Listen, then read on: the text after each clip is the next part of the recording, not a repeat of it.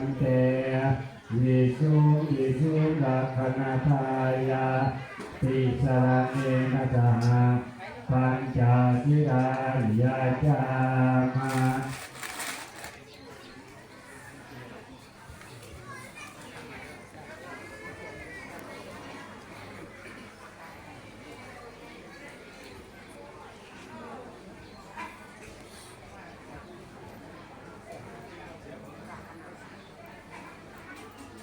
ถวายกฐินพี่น้อง ตัสสะภะคะวะโตอะระหะโตสัมมาสัมพุทธัสสะนะโมตัสสะภะคะวะโต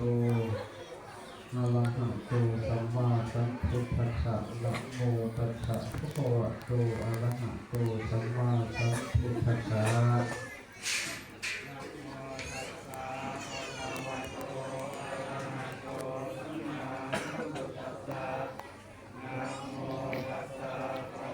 ถวายกฐินในพี่น้องตอนเช้าพี่น้องมาจากประเทศไทยจังหวัดอุบลมาถวายอยู่บ้านโพนงาม ธังสารนังคัจฉามิธัมมังสารนังคัจฉามิสังฆังสารนังคัจฉามิทุติยัมปิพุทธังสารนังคัจฉามิทุติยัมปิธัมมังสารนังคัจฉามิทุติยัมปิสังฆังสารนังคัจฉามิตติยัมปิพุทธังสารนังคัจฉามิ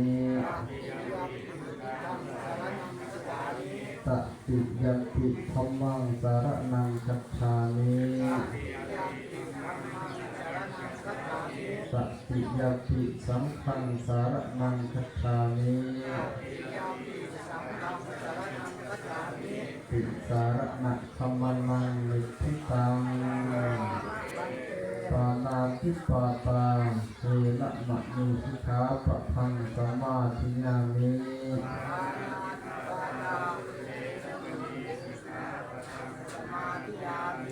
อะตินาทนาเวระมณีสิกขาปะทังสมาธิยามิ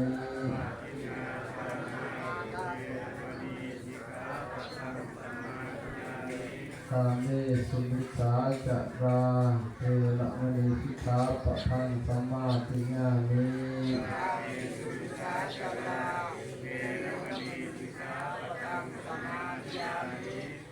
ทอดกฐินพี่น้อง เวระมณีสิกขาปะทังสมาธิยามิ จุดเพียงเท่านี้ได้พี่น้องเด้อบ๊ายบาย